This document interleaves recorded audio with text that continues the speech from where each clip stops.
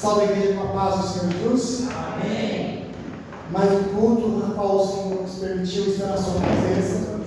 Hoje o culto de Santa Ceia, para quem vai tomar mais um mês, a qual nós possamos participar do corpo e do sangue de Jesus e refletir nesse mês de luta, nesse mês de dificuldade, em todas as bênçãos e os livramentos que o Senhor nos deu. E para aqueles que não vão participar da ceia, mas têm vontade de participar, que tomem uma posição diante de Deus, que se conserte diante de Deus, porque aqui é apenas um ensaio para participar do corpo e do sangue de Jesus, porque lá na glória iremos todos participar do corpo e do sangue de Jesus, numa só união, num só corpo, numa só voz. Amém? Abram as vossas Bíblias no livro de Êxodos.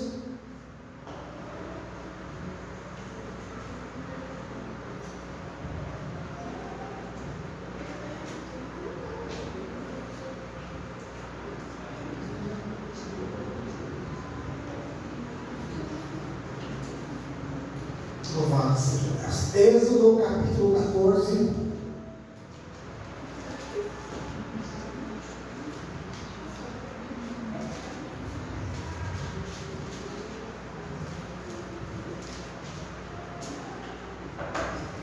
Louvado seja Deus. Versículo de número 13.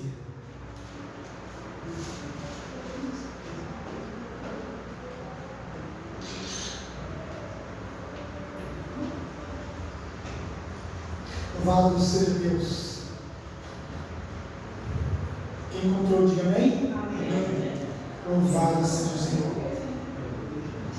Êxodo 14, versículo 13, que diz assim: E Moisés disse ao povo: Não temais, aqueitai-vos, e vede a salvação do Senhor, que Ele hoje vos fará, porque ao egípcios que hoje viste, nunca mais tornareis a ver. O Senhor lutará por vós, e vos calareis. E aqui na minha diz: e terei a vossa paz. Amém? Somente esse versículo. Louvado seja Deus.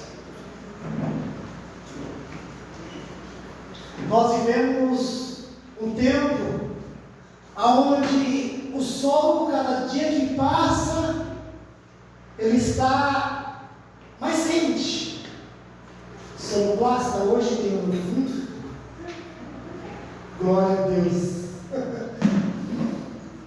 Tem o fundo hoje musical? Louvado seja Deus. O sol está cada vez mais quente. Pouco se vê do vento. A chuva escassa e cada vez não se vê. E quando vem a chuva, alaga as cidades, casa, as pessoas começam a perder tudo. E nós vemos algumas possibilidades quando isso acontece. Primeiro, o povo rebelde, além de ser porco, que joga toda a sujeira na rua. Segundo, os nossos governantes que não querem saber de nada, só de ganhar e receber. E terceiro, as mãos de Deus está pairando sobre a terra e vindo contra aqueles que não buscam, que não agradecem a Ele pelas coisas que fazem, que buscam outros ídolos. Antigamente, o sol era grande, mas o Senhor, no vento, à noite, refrescava o seu povo. Hoje, até a noite, para dormir é difícil, porque é muito calor, é muito quente. Hoje em dia, você só se vê tragédia, só vê perseguição. Você vê políticos perseguindo as pessoas porque fizeram rebelião disso, rebelião daquilo. Antigamente, eram os cristãos sendo perseguidos porque adoravam o Deus vivo, porque buscavam se cultuar, se preparar e se separar para o Deus vivo. Então eles eram perseguidos, açoitados, presos e muitas vezes mortos. O Senhor, quando criou o homem, Ele criou com um objetivo: para o adorar e para o obedecer. Mas o homem, ele foi rebelde, deixou de adorar e deixou de obedecer a Deus. E aí veio toda a doença, o trabalho, veio as perseguições, o povo foi se multiplicando e foi meio uma separação de línguas, aonde o povo começou a cada um para um lado e um começou a ser maior do outro, aonde nós chegamos que tem prefeitos, presidentes, governadores, uma quantidade enorme rica e uma quantidade maior ainda pobre, e caindo cada vez mais na pobreza, porque tudo fica muito caro, e quem não tem condição acaba passando fome, morando na rua. Mas o Senhor não tem desamparado o seu povo. Quando o povo deixou de clamar a Deus, quando o povo deixou de buscar a Deus, quando o povo deixou de se humilhar diante de Deus, se esquecendo de tudo o que Deus fez ao longo do tempo, usando profetas, homens para guiá-los numa terra, homens para levá-los para onde tinha comida, o povo começou a ser massacrado, porque o Senhor disse: se o povo não clama a mim, se o povo não busca a mim, então eu me afastarei desse povo e os deixarei à própria sorte. Quando nós estamos dentro da igreja, buscando a Deus, orando a Deus, se colocando na posição de Deus, se humilhando, o Senhor responde. Ele cura, liberta, salva, abre porta de emprego, dá promoção. Ele faz coisas que às vezes nós vemos que é impossível e que para nós é impossível, mas não impossível para Deus. Aí, quando nós se afastamos, o Senhor também se afasta, porque o Senhor diz: se afastou de mim, também a minha presença e meu Espírito vai se afastar dele. E aí as coisas vão começar a ver humilhação do emprego, perseguição, o salário começa a diminuir, aí vem o desemprego, vem a doença, vem as intrigas, e aí quando você percebe, você está num mar de dificuldade, num mar turbulento onde você se encontra sozinho, as pessoas te bombardeando, te humilhando e te esquecendo no seu momento de luta, de adversidade e dificuldade.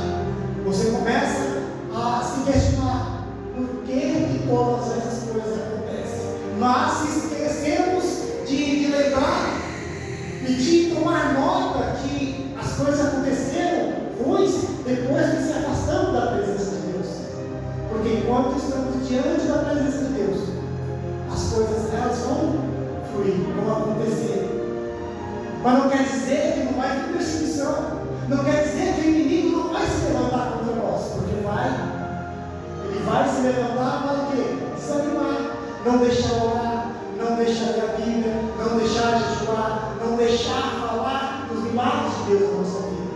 E o povo de Israel simplesmente se esqueceu, porque foi para o Egito no momento de seca, no momento de dificuldade. Aí começou a ter fartura de comida, cada um começou a ter a sua casa, ninguém passava fome. As pessoas esqueceram de Deus, esqueceram de prestar culto a Deus, esqueceram de fazer aquilo que sempre fazia, se separar uma vez por semana, prestar um culto a Deus, um jejum a Deus, uma oração a Deus, fazer uma oferenda, uma oferta agradável a Deus. E quando todo o povo se esqueceu de Deus, Deus começou a se afastar aos poucos. E aí começou o povo do Egito a ver que o povo de Israel estava crescendo, estava ficando maior naquela terra. Então, para que eles não pudessem ser dominados, porque quando vem medo, a primeira coisa que alguém faz quando começa a ter medo de nós, a ter medo da ação do que está acontecendo, da inteligência, do poder, da presença de Deus na nossa vida, eles começam a nos afligir, a nos humilhar, e se abaixarmos a cabeça e se colocarmos no momento de repressão, as pessoas elas vão dominar e fazer conosco o que querem. E aí vamos perguntar: Senhor, mas eu sou seu servo, eu te busco, por que fulano, ciclano está fazendo isso? Porque não estamos nos pondo na posição de guerreiros, que é a oração. O povo se afasta de Deus, o povo começa, alguns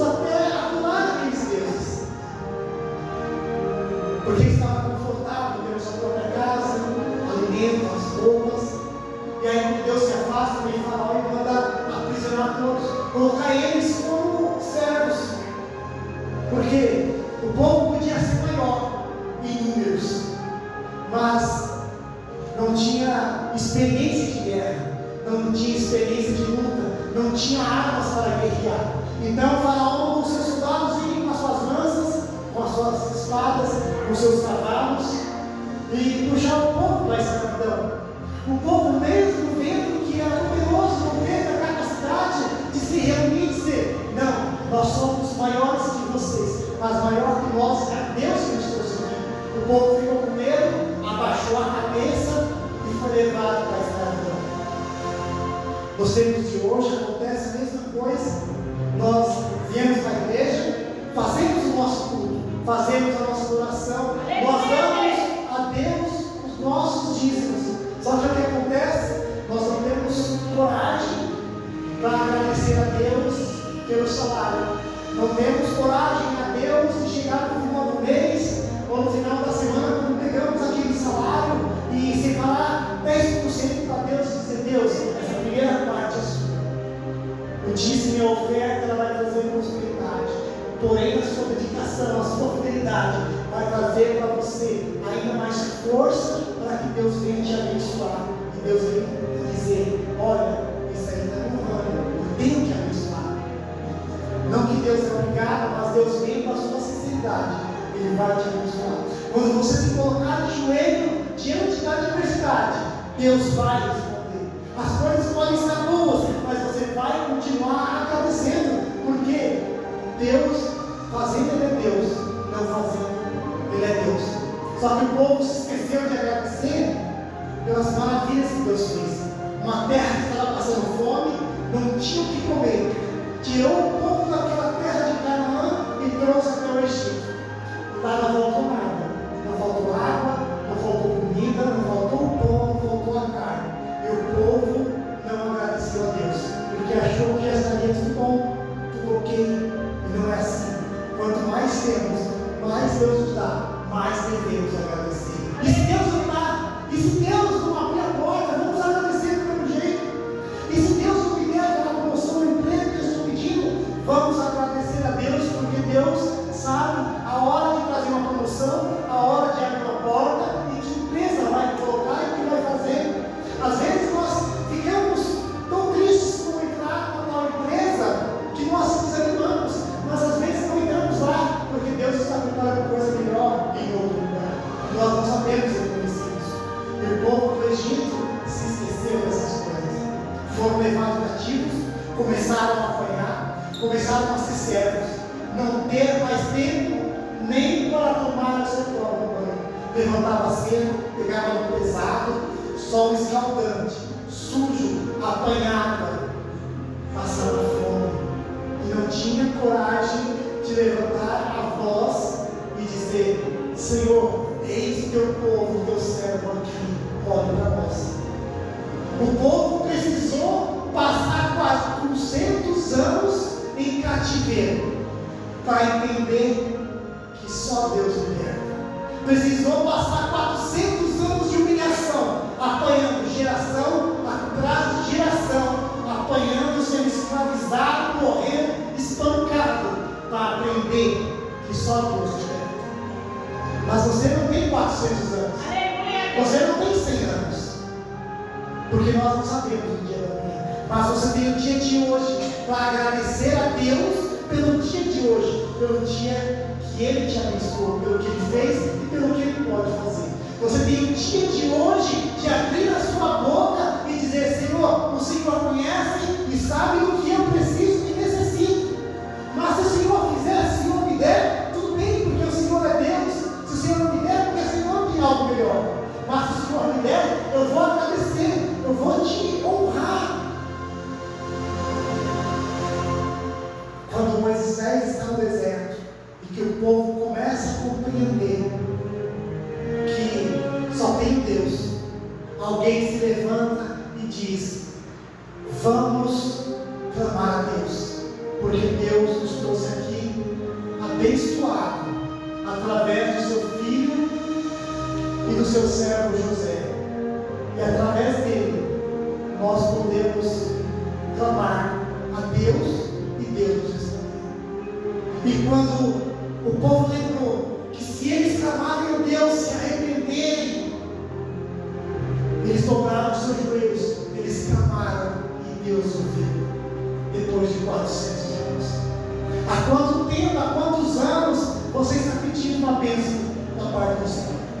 Há quantos anos você está pedindo para Deus libertar o seu esposo, a sua esposa? Há quantos anos você está pedindo para Deus te curar de uma doença que disseram que é incurável?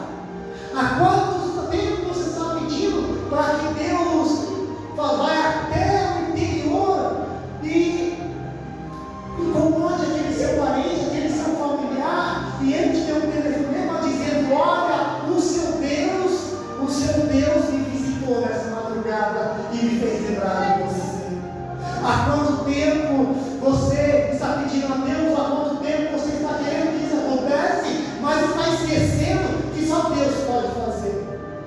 De repente você está 5, 6, 10 anos querendo que aquela pessoa mude, mas você não tem coragem de dobrar o seu joelho e dizer: Senhor, vai lá e incomoda, vai lá, Senhor, tira o sono por 2, 3 noites, incomoda, Senhor, mesmo que aquela pessoa fique sem dormir, fique com insônia, mas incomoda, para mostrar que o Senhor é Deus. Há quanto tempo você está esperando milagre da parte do Senhor, mas não tem coragem de tomar ali uma posição e se dobrar e fazer um jejum de 1 hora por aquela vida? Porque que é fácil, mas derramar 1 hora de jejum é difícil. Sabe por que você não consegue ficar sem o seu café? Você não consegue ficar sem o seu pão? Você não consegue ficar no seu leite por 1 hora porque acha que é sacrifício demais? Mas quando é uma vida, o Senhor se alegra por uma vida.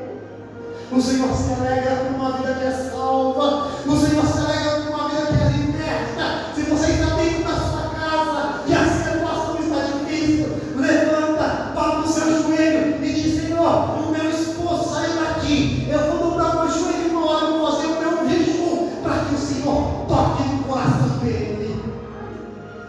Não há jejum, não há oração, não há clamor, não há humilhação que não chegue aos ouvidos e ao nariz do Senhor e não lhe incomode, para que Ele não opere milagre na sua vida.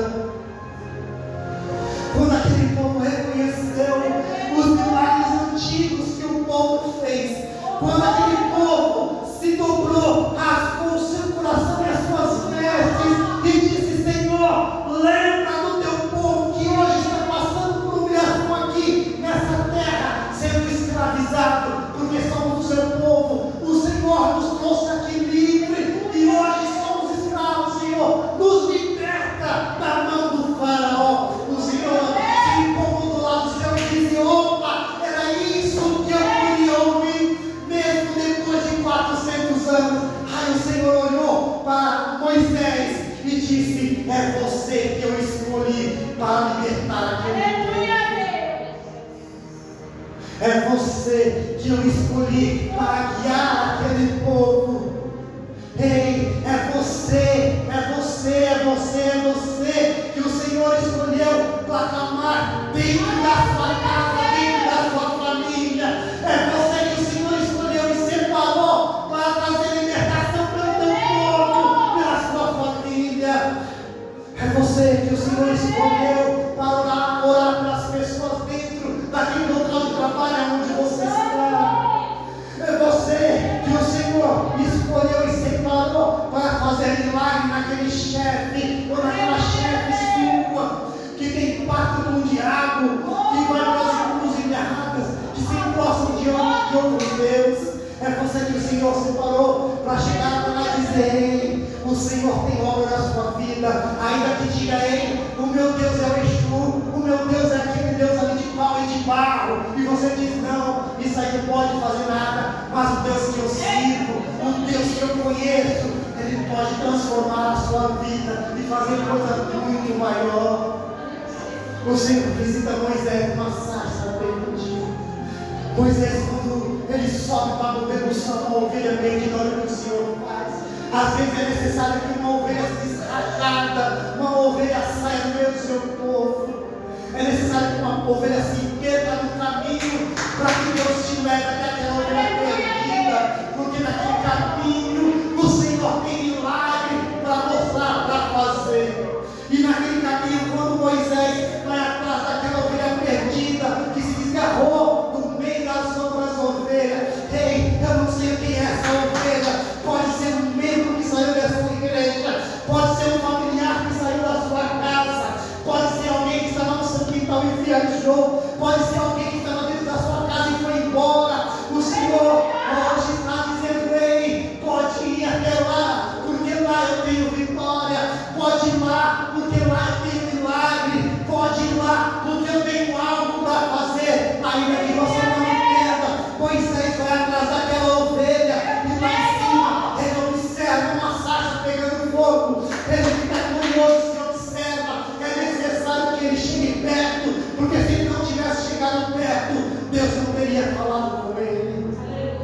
Moisés começa a caminhar e se aproximar.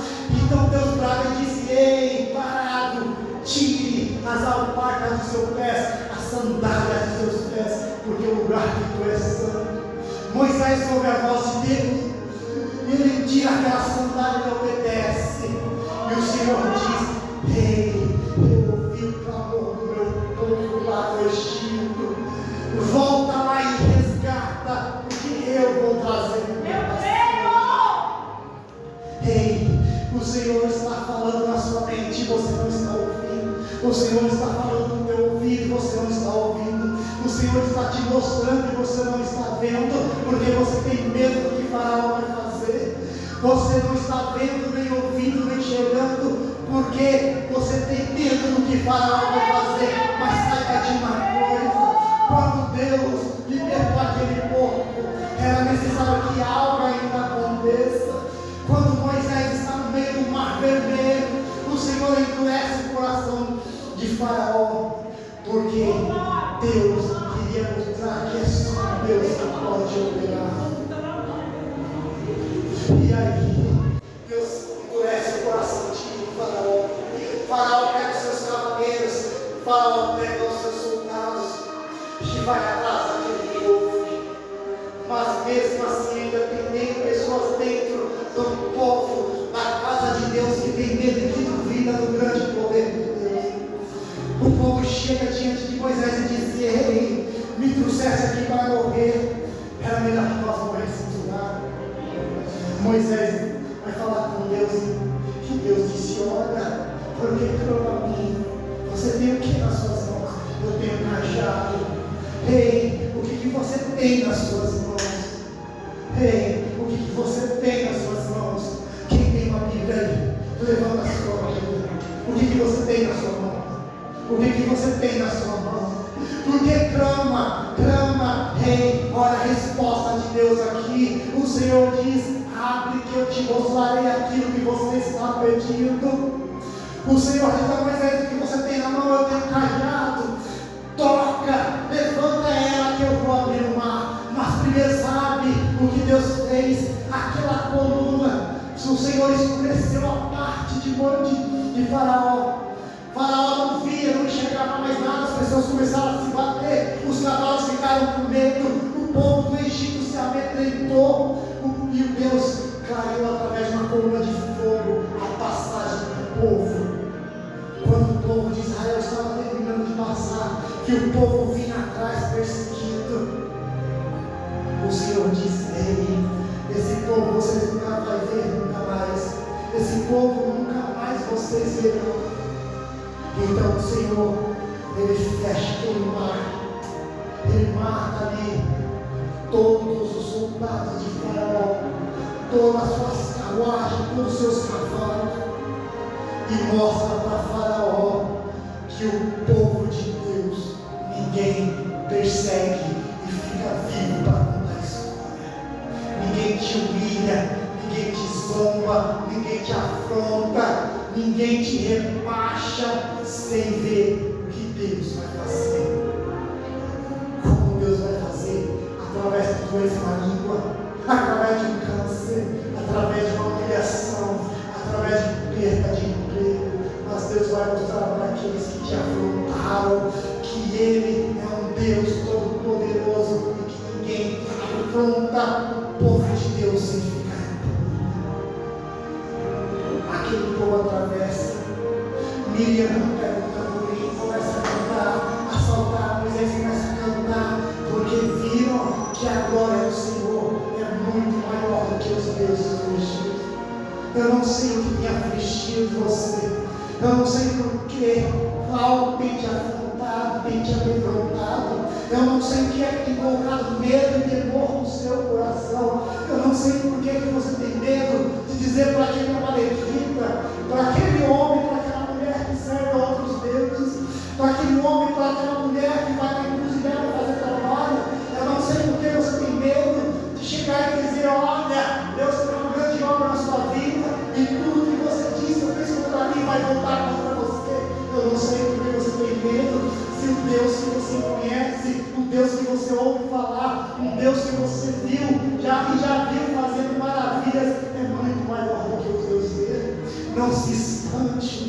Não se expande quando disseram que vão fazer trabalho para te matar, para te derrubar. Não se expande se fizerem um prato e colocar na frente do seu portão, achando que aquilo ali vai te afrontar. Não tenha medo, porque nem aquele trabalho feito vai chegar à sua tenda, porque o Deus de Israel não vai permitir. Não tenha medo do adversário, que não pode tocar na sua vida, se Deus não permitir. Faça que Neemia, veja, observe e cante a vitória de Deus, que Ele vai te dar culto de Santa Ceia. E eu passo o microfone para quem é direito. Louvado seja Deus.